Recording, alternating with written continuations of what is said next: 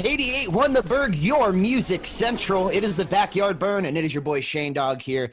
As always, kicking off another week here on Tuesday, here in the Burn, and with me always, is my good buddy Mr. Noah Annette. Noah, how you doing? I'm doing pretty great. Just Right kind on. of easing into my week right now. Absolutely. How was your weekend? It was pretty good. I watched the draft, the whole entire thing. So that was most of it. Then, of course, we caught up on The Masked Singer. So now we have all sorts of spoilers until Wednesday. Oh, boy. Yeah, my dad got one right, and he's just been gloating about it for days. He was like, I knew who Banana was since the first day. And I'm like, okay, Dad. You're like, all right, man. He's thinking he's all Inspector Gadget, figuring out clues and being all clever. I'm with it, though.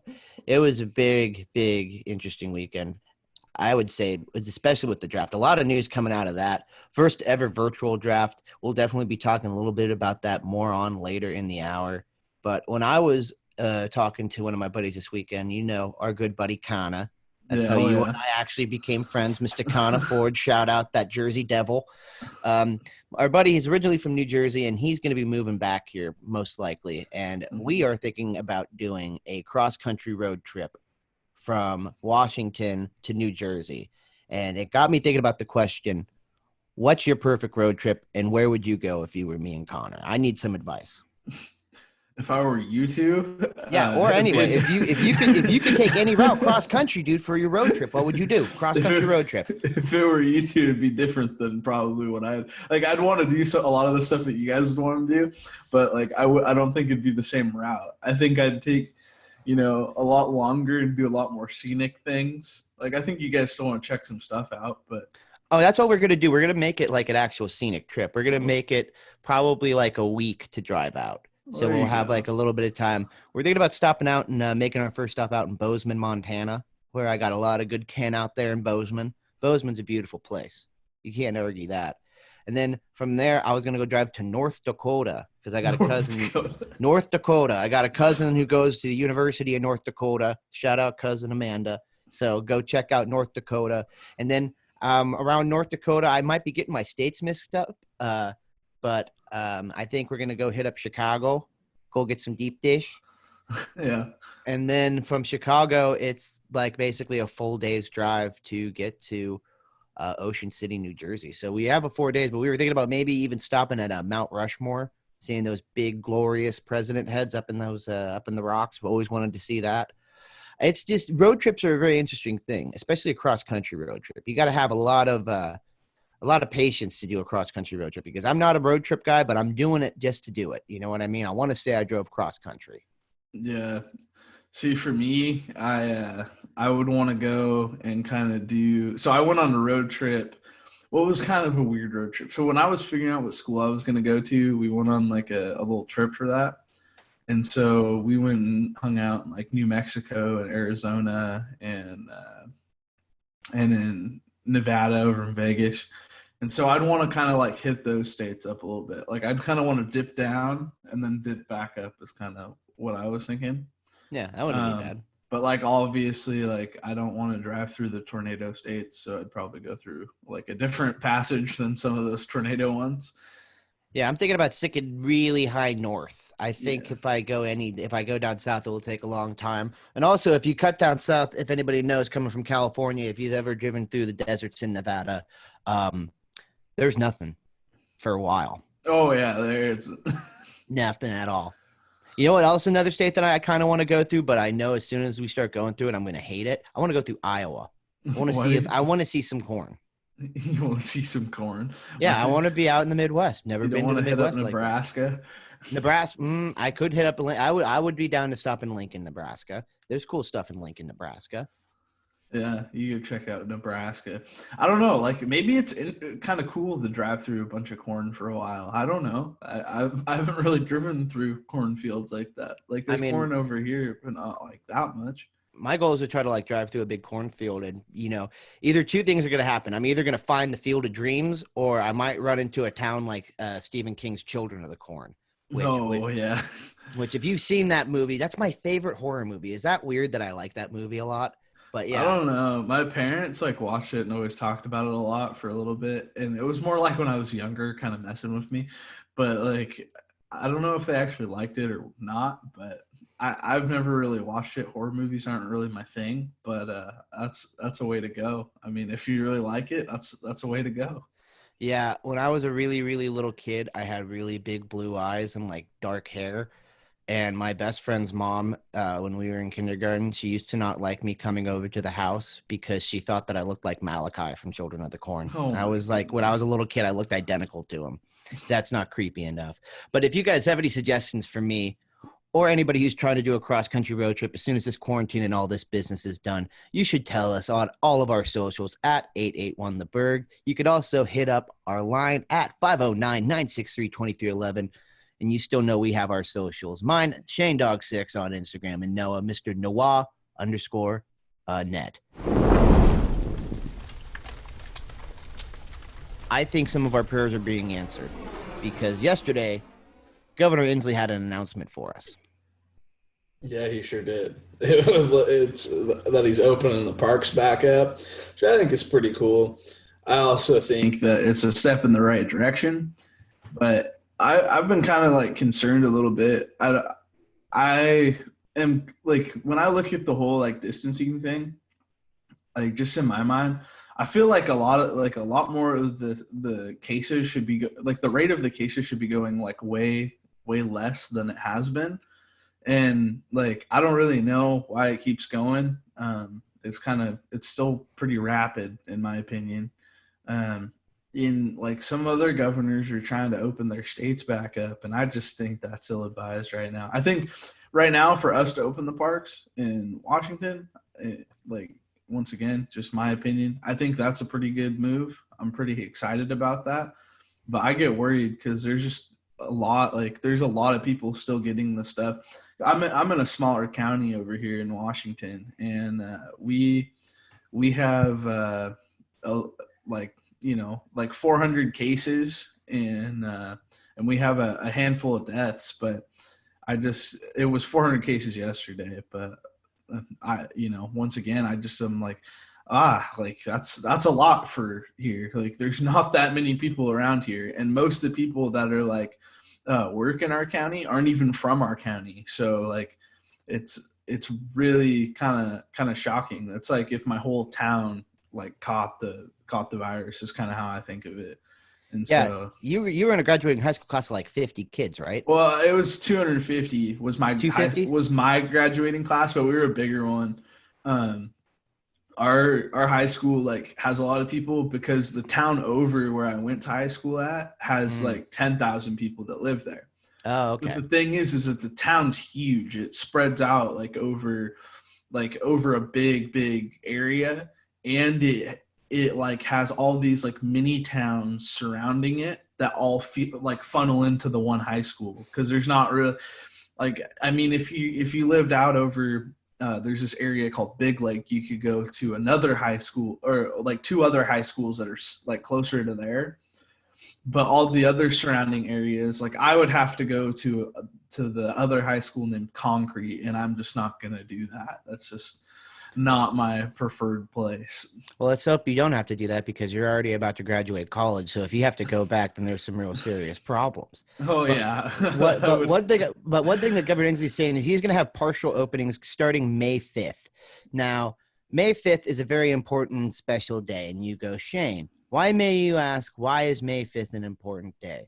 I have my special day on the 4th and the 5th, but that's just me. I don't know. I need to know what your 5th is first. Well, everybody knows what the 5th of May is. That's Cinco de Mayo. Oh, My that's hombres. not my hall. That's not, like, it's not like that I don't like Cinco de Mayo. I just don't even think about May 5th being Cinco de Mayo because I'm a nerd. And you know what May 4th is? It's May the 4th be with you. And May 5th is Revenge of the 5th, which is like my two Star Wars days that I think of. So Cinco de Mayo, as much as it's a great holiday for a lot of people, I just forget about it because it's Revenge of the 5th. It's Revenge of the Fifth. My mom, my stepmom, and my dad's wedding anniversary is on the 4th of May. So I'm glad that you reminded me about that. But the 5th of May is special and has a big place in my heart because the past 3 years that I've lived in Washington, I have had the pleasure of working at the Summit at Snoqualmie and working at Alpental. And Alpental is the last ski resort that stays open during the year, usually every year for the state of Washington. And they have a big giant party on the 5th of May at Alpental. Now, that got shut down because the whole entire resort got shut down. And I lost one of my 2 jobs. And that was really sad. And that really was more sad, not only because I lost my job, but I lost my riding for the whole entire season, which was a struggle that a lot of other people faced. But I hope, I'm praying that by May 5th that we could have our own little Cinco de Mayo Alpental party like always, because that just is the stuff that warms my heart and the stuff that I miss. Yeah, honestly, it's been kind of weird because my grandparents' birthdays have been kind of around Here, like my grandpa Jerry, it's his birthday this weekend.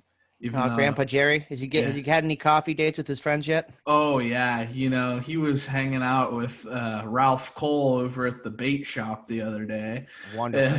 I'm happy to hear that he's getting out and seeing his friends. Oh yeah, he has not stayed in his house one day for this thing. Like he's like he can't be contained. Like it's not that he's like going to the grocery store and seeing a lot of people, but he's got to go to McDonald's, or he's got to go get food from somewhere, or he's got to go for a walk. He can't just like sit in the house. And so Grandpa Jerry's going wild and trying to figure out what he's gonna do, but he's still bummed out that his McDonald's is all shut down because he can't sit inside. He wants to drink his coffee in there, but yeah, I like the scenery. Yeah, no, he dropped he had to come and drop some stuff by that we needed yesterday for a second, but I was like, I'm keeping my distance. He's been around the block and up the trail somewhere. I'm just like, I don't know where you've been, grandfather, but I'm going to respect my distance. Absolutely. Respect your distance, wash your hands, keep practice social distancing. And even though things might be getting let up, folks, we still need to practice all of our safe practices so we can make sure that this curve is completely flattened. We get over this thing so life can get back to normal. 88.1 The Berg, your music central. It is your boy Shane Dog here, and you are still in the backyard burn. And we are still here with our resident TV expert, Mr. Noah Annette. Noah, you've been keeping good track of some of the stuff that's been coming out on the tube for all of us and telling us all about it. And you have some stuff to tell us about this Bulls documentary that's been going on. Yeah, so I was behind. I did not watch the first 2 episodes of The Last Dance until Sunday. And I watched all 4 of them in a row, which was a feat. Like it was 4 hours of like having to pay attention because it's really in depth and there's a lot of stuff going on. So the number one thing that was my first takeaway is that nobody likes this general manager that they have. I forgot his name. It's going all around the internet right now. Like no one in the world likes this general manager. And I can understand why he wasn't really a player's guy. He brought everyone in, got him a job, but other than that, he kept Scottie Pippen with the 122nd highest paid salary in the NBA. So he wasn't a player's guy, but he was a business guy. So I understand why some people liked him and some people didn't. So also you have to remember that there's a lot of people that are critics, like that are on the team, that played on the team, that didn't want to be interviewed. So a lot of people have not been interviewed for the documentary. So like you'll see a lot of them that have been, but there's some that just did not want to touch it with a 10-foot pole. But episodes 1 and 2, or episode 1 was kind of just like a rookie season Michael Jordan and going forward. The second, because the whole documentary takes place during the 97-98 season, because that was the last one they played together. And so then the second episode's all about Scottie Pippen, and it's a pretty good episode. I really enjoyed that one because I didn't know that much about Scottie Pippen and it kind of was talked about how he felt like undervalued with the team, and he actually requested for a trade during that season. And there were I don't know if they talk about that later on, but there were like 4 teams that wanted him back and like wanted to trade for him, but the Bulls weren't going to trade him. And then episode 3 is about Dennis Rodman. It is awesome. It's like way more entertaining than the other episodes. I'm thinking about getting a Dennis Rodman quarantine cut here pretty soon. I'm thinking about dyeing my hair green or pink or purple or whatever. Or yellow or yellow. Something. Yeah. Put an emoji in there. Pretty much. That's what he'd do now. My parents were like, Dennis Rodman was the first like really, really weird dude. And I was like, maybe, I don't know. He's like, I don't think he was the first really, really, really weird dude, but he might have been one of the first really, really weird dudes in professional basketball. I think that's more what he was. He was like the first guy that was super eccentric. Like he seemed like a person that like he was just like really, really smart too. That was the thing that was crazy, because he would watch the ball at practice. He wouldn't shoot baskets. He would watch people miss shots and also look at the rotation of the basketball as it came off people's hands. So he would be like, your shot has 3 spins, so I need to stand here on the court when I need to rebound the ball. And he was just super good about knowing where the ball was going to be at before anyone else would. That's fascinating. And so that's why he's like one of the best rebounders of all time. And he like, yeah, it was like about him doing his rotation, and him and Phil Jackson were really close because they did like a lot of their meditation stuff together. So that was sort of what that one was about. Getting their zen on. Yeah. And then at the end of the third one, it's all about Dennis Rodman going to Las Vegas, because he kind of had this like little mini like crisis where he needed to go on vacation. And he was like, I need a vacation. I need to go to Vegas. And Michael Jordan did not want him to go to Vegas.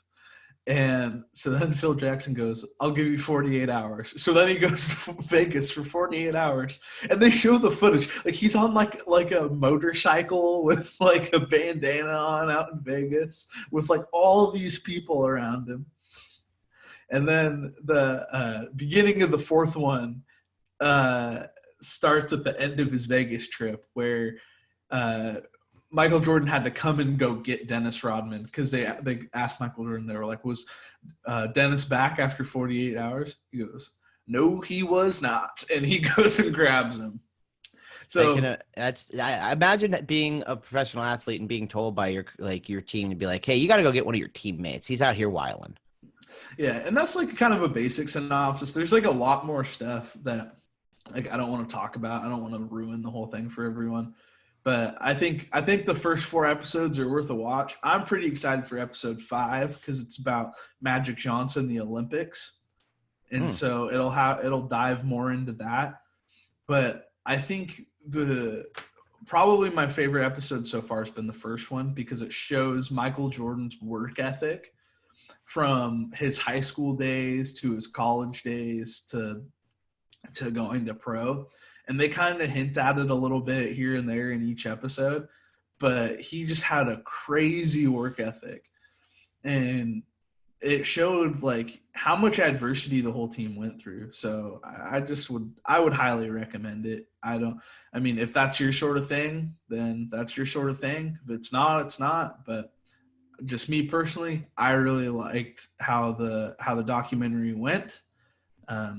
And yeah, I'm not going to force you to watch it, but I liked it.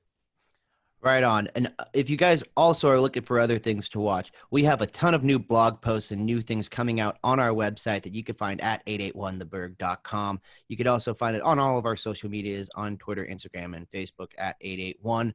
And you can still always hit us up if you want any suggestions from us at Shane Dog 6 and at Noah_Annette.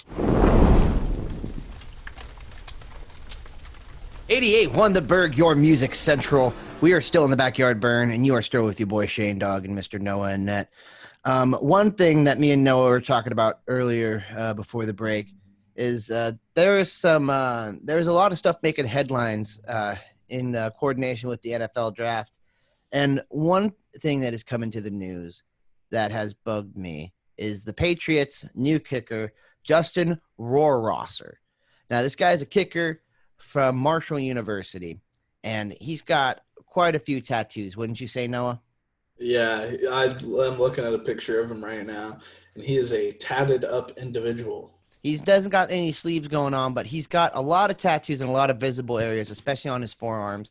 And recently, there's been a lot of controversy about one of his tattoos after he was drafted. Somebody pointed out that he has a 3%er tattoo. Now, this 3%er symbol is something that people find very highly controversial, and I'm here to try to set the record straight, or at least give you my opinion and my experience with what I understand about 3%ers. Now, a 3%er, for all of you that don't know, basically a 3%er is basically somebody who identifies as someone who really has a true hardcore beliefs in the Second Amendment. And when I mean they have hardcore beliefs, they use it to stand up against tyranny, which is what it was basically intended us for its intended use.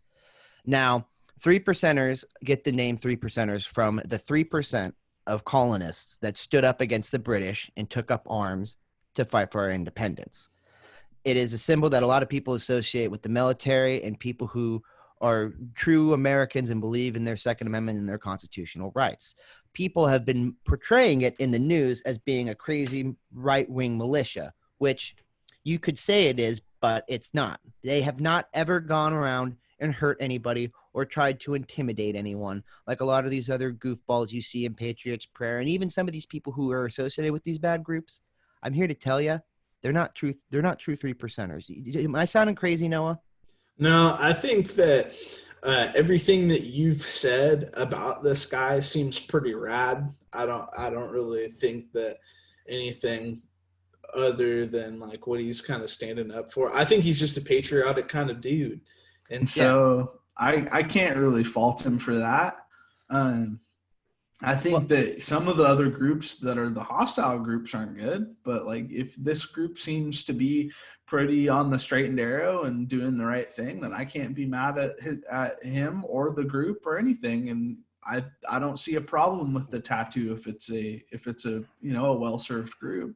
Well, this is the thing that I see, and like this is something that I just want to make really clear. Like, I'm not a very political person, and one thing that is for sure about me is that I'm very much for sensible gun control. I'm very much for finding a way that we can make sure that we can have a balance where people can still have their Second Amendment rights and still be able to defend themselves against tyranny and terrorists, foreign or domestic, and still be able to have the simple pleasures in life. But like the one thing that I find a little frustrating is he's been going into the media, Justin Rohrwasser, and saying like, oh, I got it when I was a teenager and I didn't know what it meant. I thought it was a symbol in the military. And it's like, yes, it kind of is, but like what type of dummy is just getting these tattoos without knowing exactly what they are? And I know about the 3%er and the 3%er tattoo because one of my best friends has a 3%er tattoo. One of my buddies, Jace, gun nut, loves guns. That's his thing, you know? I don't know what your opinions are on the guns, the Second Amendment. Any of you listeners, or anybody who's listening, I don't know what your opinion is. But I'm just out here trying to just spit some facts and try to be a little bit logical here. To just be like, let's not like focus on this dude's tattoo. Let's focus on him being an athlete. Let's focus on something more important than trying to like make a story out of a tattoo. Because the tattoo doesn't mean that he's an extremist. Doesn't mean that he's crazy. It means he believes standing up for his constitutional rights, which I think whether you're a liberal, whether you're conservative, whether you're anything, that's something that we all believe in, is standing up and fighting for our rights and what we truly believe in. Yeah, I think the thing here too is the NFL has nothing to talk about right now. There's the draft that just happened, and there's the Last Dance documentary, and that is literally all that has been going on in sports, unless you want to look at esports, which I like to look at, but a lot of people don't. It's growing, but it's not to what it's going to be at yet. And when it comes down to it, everyone's looking for some story to drum up something right now because there's not a lot going on. TV's getting to be out of shows now. Like my mom's soap just ran out on Thursday last week. I know. Oh no. Oh, we were no. anticipating this disaster. I know. So like they're playing reruns right now. All the shows for the most part that I've been watching have been reruns. So I think a lot of people are just trying to make up a lot of stories, get a lot of stuff circulating. And even like just in the world, like everyone's trying, like we're all searching for the real truth of a lot of things and really trying to figure out a lot of stuff. But even if, I mean, this is just a tattoo, but like just a lot of stuff that's going on. Like we're all trying to figure out what's going on right now. We're in a crazy situation. So I think when it comes down to it right now, I'm not really worried about a tattoo. I'm more worried about what's going on outside than what's going on with some guy's tattoo right now. That's just my opinion. That's my opinion too, and it just makes me irritated because I have friends that associate with this, and they're not crazy bad people. They're not violent or vicious or bigoted or racist or any of these things, but they love their guns and they truly believe in the Constitution. And I want to make sure that I wanted to make a point and talk about it because this is all silly. Leave the dude alone. Yeah, Let him exactly. let him kick some footballs. Let's just have fun. Let's hope that these sports can start up soon. Let's quit focusing on all this crazy radical extremists. No radical extreme, nothing's going on right now. Nobody can have meetings. Yeah, I don't think. what meetings are we having? Zoom meetings? I don't think hate groups are utilizing Zoom and Snap, like Zoom chat and Skype. Like they're not utilizing those things. We're going. Maybe they fine are. here. I don't know. If they are, that would be hilarious. It would be interesting to try to sneak in on one of those chats and see some of the weirdness that's going on. 88.1 The Berg, your music central. You are coming into the end of the backyard burn. The coals are getting low, and it's time to call in the dogs. And the first dog's here. It's your boy Shane Dog Peterson and Mr. Noah Annette. Noah, as we're closing out our show, we were talking about this before the break. We need to make a very special shout out to a special place in our heart. Yeah. Shooters 2.0 is no more. And a lot of people really liked that establishment. I've been there a time or two, and it's just really sad to see it go. Well, I believe they are moving locations, but their awesome location that they had downtown that was the closest walking bar to my house is now gone with all the great video games. No more Duck Hunt in downtown Ellensburg. Yeah, there will be no more Xbox. There will darts, be no more man, Nintendos. the darts. Oh, they had darts. They had games. That was one of the funnest little bars, little holes in the walls that Ellensburg had to offer. And I just want to just hopefully, just play a little bit of this closing time so we could just take a moment and genuflect on all the great times at Shooters. Because I know some of you at home are listening and you're heartbroken like us. But, don't be sad because it's over. Smile because it happened, everybody. That's all that we need to remember about Shooters. Yeah. Okay, enough of that. But Yeah. that was a big bummer. I do believe they are moving locations, but we're going to hear more from them soon. They're not going to be over. I actually saw that they are going to be moving locations. So their old location downtown, rest in peace, but I think their new location will have food. So please keep on the lookout, but rest in peace, old Shooters 2.0 in downtown Ellensburg. Mm-hmm. And RIP to this episode. We're going to be coming to an end. Noah, there's a lot of stuff going on this week. You got anything crazy going on? Yeah. Well, so my dad's about to go back to Alaska. So right now we're kind of just helping him out and trying to get him on the right foot. He had to go get a helmet the other day. But yeah, he works on boats, so he needs like all these random things to be able to do his job. Got to be OSHA approved.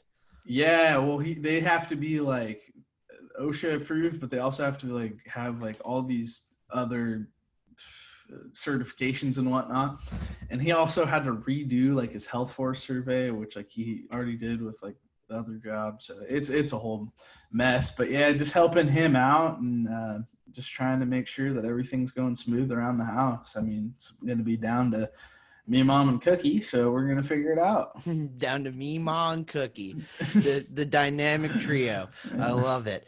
Yeah, this week's going to be an interesting one. A lot of school in the works for all of us students out there. Keep your focus. Stay strong, people. And remember, wash your hands, be safe. And if you want to hear anything cool, or if you want to tell us something, if you want to become our friends, hit us up on our social media, ShaneDog6 on Instagram and Mr. Noah_Annette. And you know where to find all of our stuff at 881 The Berg on Twitter, Instagram, and Facebook. You can also find us on YouTube, and you can also expect a lot new blogs and more content coming out soon. But right now, we are going to kick you off for the rest of this hour, send you into the next. Here's Ozzy Osbourne and Post Malone with Take What You Want.